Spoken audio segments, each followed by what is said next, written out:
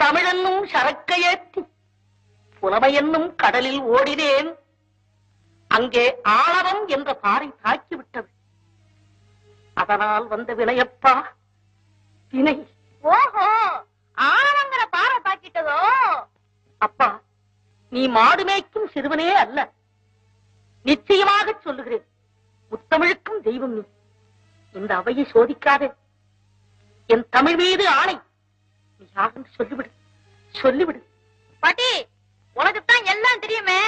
எங்க நான் யாருன்னு நீயே சொல்லு பாப்போம். எனக்கு ஒன்றும் புரியவில்லையேப்பா.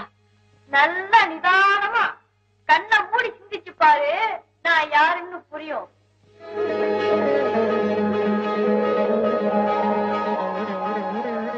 முருகா, முருகா, ஞானபட்டி